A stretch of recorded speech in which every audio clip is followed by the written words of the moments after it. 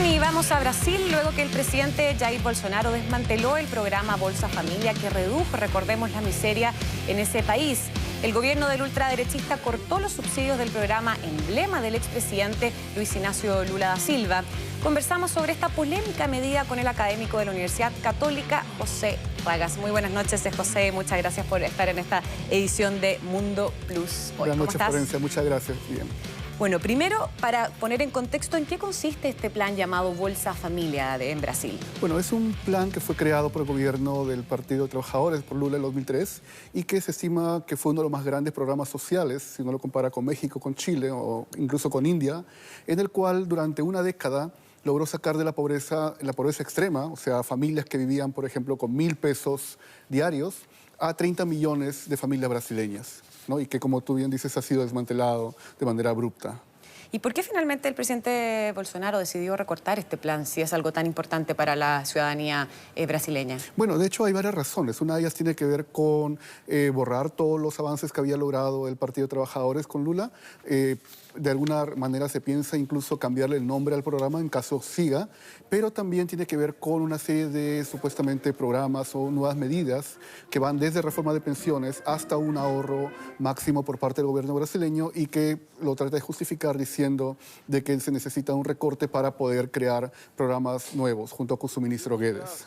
Claro, fue justamente el ministro Guedes que defendió este recorte diciendo que es una herramienta para reducir el déficit estatal. Pero ¿de cuánto es el déficit del que estamos hablando? Bueno, lo que pasa es que tampoco, o sea, es un déficit que en verdad no se sabe porque no se han dado estadísticas. De hecho, es parte de la gran crítica que se tiene estos días, estas semanas al gobierno de Bolsonaro y a sus ministros porque no hay cifras exactas y han venido ocultando las cifras desde el 2018, con lo cual no se puede saber ni cuál es el déficit, ni tampoco cuáles son las medidas que se van a dar para poder taparlo, y además también de qué manera, cómo es que se pretende supuestamente hacer crecer el país si se va a dejar desprotegida la mayor cantidad de personas que están en esta situación.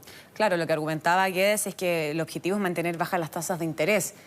Pero eso, ¿cómo se contrasta con que la gente esté en extrema pobreza? No, es una medida que en verdad al momento puede ser factible, pero no tiene ningún sentido. Además, como lo han señalado varios medios, incluso The Economist o varios otros canales, hay también una suerte, digamos, de situación en la cual se está tratando de utilizar esto para seguir captando dinero, pero también para que eso se transfiera hacia la clase más pudiente, ¿no? O sea, por ejemplo, de los ingresos que tiene Brasil, se ha estimado que solamente el 2.5% de lo que se recolecta a nivel de impuestos o a nivel de ingresos va para la situación de familias pobres. Más del 50% está siendo transferido hacia familias de clase pudiente que no lo necesitan necesariamente. Claro, no precisamente. De hecho, si vamos un poco a las cifras, ¿hay alguna explicación que esté entregando el gobierno de Bolsonaro considerando que esta medida justamente se da en el contexto de que la cifra de extrema pobreza ha alcanzado su nivel récord desde el año 2018, que es cuando la última vez que se tenía cifra, con el 6,5% de la población en estado de indigencia, lo que equivale a 13 millones de personas que viven con menos de $2, es decir, menos con 1.500 pesos chilenos. Aproximadamente. Y eso que estamos hablando de cifras a la baja, el diario El País tuvo que hacer cálculos por su cuenta con especialistas para poder entender de que esa cifra en verdad estaba siendo completamente manipulada y de que la cantidad de personas es mayor. Lo que hacía el programa Bolsa Familia no es solamente dar digamos, dinero a la familia, sino es también generar una suerte de desarrollo de manera transversal en el cual las familias recibían dinero, los niños iban a la escuela, tenían más acceso a salud y también eso permitía, por ejemplo, crear una situación de propietarios con casas y también un mayor consumo, ¿no? Y todo eso ha sido desmantelado sin ninguna explicación. ¿El gobierno no da absolutamente ninguna explicación? No más allá de que se trata de un tema de déficit. No, y de hecho si uno, por ejemplo, revisa el Twitter del presidente Bolsonaro, se va a dar cuenta de que él está, digamos, lo más importante para él en las últimas semanas ha sido el vínculo que ha hecho con India, ¿no? A nivel de programas de cooperación mutua, y también supuestamente una guerra contra la corrupción en la cual aparentemente se va a reducir el desperdicio de dinero combatiendo este tipo de flagelo. Pero no hay nada, digamos que no hay ninguna razón técnica, no hay ninguna razón de peso para justificar por qué se está cortando el programa. Por lo pronto, 1 millón de personas, de familias, ya dejó de recibir y el número de personas que iban a entrar al programa, de familias, ha bajado de 275.000 familias a 2.500. ¿no? Entonces, básicamente es un desmantelamiento sin ningún tipo de reemplazo que vaya a beneficiar a la población más vulnerable del país. Y finalmente, ¿qué otras opciones tienen para todas estas familias que quedaron en la lista de espera? Porque estaba leyendo también en la prensa brasileña que decían que muchas familias durante meses ya no han recibido este subsidio estatal, que para ellos es obviamente completamente necesario porque es per cápita además. Es per cápita, exacto. Y digamos, uno de los temores principales que se tiene es que cuando se inició el programa Bolsa Brasil no era algo que se inició de cero, sino eran de gobiernos anteriores que habían venido dando subsidios y también ayudas específicas, y que lo que hizo Bolsa Familia fue articularlo todo en un solo programa, ¿no? Uno de los, digamos, logros mayores que había tenido este programa, dos principalmente, es que había sacado a niños de la situación de trabajo, ¿no? En situación, digamos, y los había puesto en la escuela o en todo caso en aprendizaje. Es muy posible que esto se revierta, ¿no? Y lo otro también es que el ingreso que recibían las familias, o sobre todo, por ejemplo, que recibían las mujeres y las madres, les permitía no depender de parejas. Embarazadas. Exactamente, mujeres embarazadas, y les permitía no depender de parejas en situación de violencia que generara una suerte, digamos, de mantenimiento por parte de esto. Entonces, había una autonomía que ahora completamente se ha perdido y que esas familias van a estar en una situación muy expuestas en salud, educación. ¿Y a qué opciones pueden postular ellos? ¿Qué opciones tienen finalmente? O sea, muchas van a seguir postulando, ¿no? Definitivamente, pero el problema es que este canal se ha reducido básicamente casi de 100 a 1% en los siguientes años, y además es parte también de una retórica de Bolsonaro, casi de una guerra contra la población pobre, uno diría. Hay una frase que él utilizó diciendo que estas personas eran básicamente desgraciados, ¿no? Entonces, no hay, digamos, algo que el gobierno vaya, de parte del gobierno no se puede esperar que haya una solución concreta, realista, a la misma medida y en un plazo tan corto como para que estas familias no tengan, digamos, que buscar medidas desesperadas. Y a raíz de esto mismo, ¿hacia dónde están apuntando finalmente las decisiones de la administración de Bolsonaro? ¿A qué sector? Claramente no es el de la extrema pobreza. No, lo que parece ser, digamos, porque también es una suerte de gobierno errático en el cual se ha visto mucho envuelto en escándalos. Bueno, el último seguramente recuerdas, que es de un ministro que lo sacaron por hacer toda una parafernalia similar a la de los nazis en los años 30, pero no hay como digamos, un camino que uno pueda más o menos establecer que va a ir hacia un programa de desarrollo económico o un programa más amplio y mucho menos de apoyo hacia sectores más necesitados. Lo que más o menos se está viendo es que se está utilizando esto, y sobre todo esta crisis de desmantelamiento, para sacar, digamos, los servicios sociales, ahorrar ese dinero y básicamente transferirlo hacia los sectores más pudientes o empresariales, sugiriendo que eso va a generar empleo, que es una fórmula casi neoliberal que en verdad no ha resultado ni en Estados Unidos, tampoco necesariamente en otros países. Claro, y sobre la aprobación de Bolsonaro, ¿cómo está? Está también complicada, la opinión pública también es muy adversa, ¿no? Y él lo que está tratando de hacer son como gestos más grandilocuentes para tratar de tapar esta situación económica que puede ser que salga a las manos en el mediano plazo. ¿Y esta decisión finalmente podría beneficiar políticamente al expresidente Luis Ignacio Lula da Silva?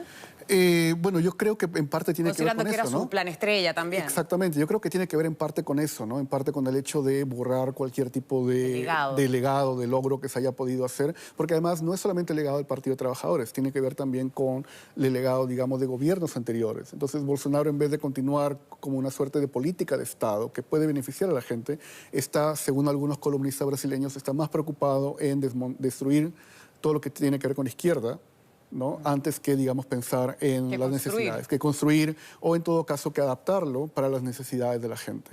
¿Y podría incluso el Partido de los Trabajadores, el PT, de alguna manera presentar esta reintegración del plan como quizás una promesa de campaña futuro? Eso podría ser muy interesante, porque además lo curioso es que Bolsonaro, de hecho, él prometió no solamente mantener el plan Bolsa Familia, sino que prometió además incrementarlo en 13 meses.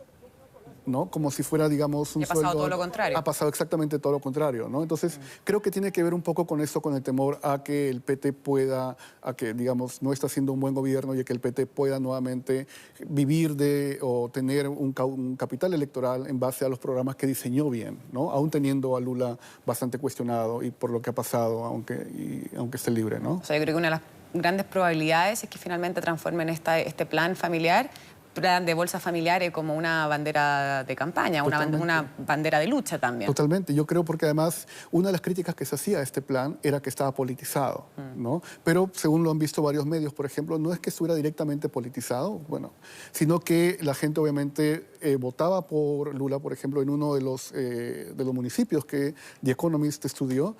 Básicamente todo el condado había votado por Lula, menos 300 personas. Pero era una forma en la cual la gente, digamos, buscaba una suerte de vínculo con el Partido de Trabajadores y con Lula como gobierno para seguir recibiendo este beneficio. Claro, y finalmente, ¿cuál podría ser la estrategia que está utilizando el expresidente Lula da Silva en las calles? ¿Hacerle frente al gobierno de Bolsonaro derechamente? Yo creo que no, creo que está manteniendo después de todo lo que ha pasado, creo que está manteniendo... Que dijo que a partir de enero iba a empezar a salir más a las calles y hacer, entre comillas, asambleas pequeñas. Exacto, yo creo que es parte, digamos, de la retórica para mantener vivos tanto su legado, limpiarse de lo que ha pasado, como también por presión del partido mismo, ¿no? Pero creo que están tratando de ser más cautos para ver cómo van a enfrentar la situación y además también aprovechar los errores que está cometiendo el gobierno. ¿Y ahora con esto podría Lula repensar quizás ser candidato? Tal vez puede ser también. ¿O es muy poco probable de que ocurra? Sí, creo que va a depender mucho de cómo van saliendo las cosas y además también ver si hay liderazgos jóvenes dentro del Partido de Trabajadores, ¿no? Pero Lula va a tener definitivamente una figura muy fuerte y creo que eso de alguna manera le asusta a Bolsonaro y al gobierno. Claro. Y para poner también en contexto, ¿cuál es el programa finalmente judicial en estos momentos de Lula? Todavía creo que está, justamente por la cautela en la cual está él, me parece que después de lo que ha pasado están viendo cómo, digamos, cómo eso va a estar afectando al caso Lavallato y sobre todo si, hasta qué punto se politizó, digamos, la acusación fiscal, la acusación judicial que lo envió a prisión y también además ver cómo eso se va a extender a otros líderes que fueron encarcelados o que fueron, digamos, salpicados por esto. Claro. Por otro lado, también el Congreso de Brasil está tramitando justamente un proyecto de ley que propone ejecutar una condena una vez que sea ratificada en segunda instancia, como lo es justamente el caso judicial de Lula. ¿Con esto podría peligrar la libertad del expresidente? Puede ser, depende, creo que va a depender hasta a qué punto, digamos, eso pone nervioso al actual gobierno, pero creo que también va a depender de cómo esa situación ha capitalizado en la opinión pública el apoyo a Lula y cómo, digamos, Lula se ve como una opción, o él o el partido, una opción para las siguientes elecciones de sacar a Bolsonaro, ¿no? Y de terminar, digamos, con este periodo de ultraderecha. Y finalmente, ¿quién podría ser el delfín, podríamos decirlo, político de Bolsonaro? Porque no es muy querido, no está con un buen porcentaje de aprobación. Tampoco tiene muchos cercanos. Alguien que diga, claro, tiene un partido que lo respalda férreamente. Por lo tanto, ¿quién podría ser el sucesor de Bolsonaro? Esa es una muy buena pregunta, de hecho, porque como tú bien dices, es una persona... Pasa mucho con los regímenes populistas, ¿no? Que es una personalidad alrededor del cual giran todos ellos. Entonces, se va a tener que ver, digamos, si encuentra la manera de poder reelegirse o en todo caso si hay alguna suerte de alteración en la legislación que le permita reelegirse, o en todo caso si llega finalmente a elegir a alguien para que lo pueda reemplazar, que lo veo bastante complicado, ¿no? Es alguien que muy personalista, es alguien que le gusta concentrar el poder y que siempre está tratando de llamar la atención. ¿Y en el caso de Lula? Perdón, más que nada en el caso del Partido de los Trabajadores, mejor dicho. Yo creo que está todavía en un proceso de recomposición después de lo que pasó con Lula, ¿no? Y creo que también deberían tener la capacidad de poder ver más allá de Lula, justamente, ¿no? De no pensar, digamos, no poner todo el capital en alguien que si bien es carismático y que ha sido, digamos... Que ha sido el ícono por tantos años, ¿no? Y ha sido reivindicado también. También hay que ver cómo le afectó las acusaciones del caso Lavallato dentro de eso y cómo le afectó a la opinión pública, ¿no? Creo que todavía no han salido encuestas, me parece, sobre eso, al menos recientes. ¿Y la gente concretamente en Brasil dejaría de votar por Lula por el tema de Lavallato? Yo creo en el caso hipotético que fuera candidato a la presidencia nuevamente, ¿la gente realmente dejaría de votar por un tema de corrupción? Si es que lo ponemos en la balanza con el tema de subsidios estatales, por ejemplo. Yo creo que va a pesar más lo de la parte económica y día al día y sobre todo con cómo el recuerdo, digamos, del PT, que tampoco es un recuerdo muy lejano, ¿no? Es un recuerdo de hace poco, además que también ha tenido con Dilma Rousseff, pero va a depender mucho de cómo se maneja y también cómo vienen los ataques, ¿no? A nivel de opinión pública y de imagen contra el Partido de Trabajadores, si se judicializa, como dices tú, y si se busca, digamos, demoler la imagen de Lula durante estos meses que vienen. Perfecto, José Ragas, muchas gracias por esta Muchas gracias interesante a ti. conversación. Que tengas una buena noche. Tú también, que tengas buenas noches.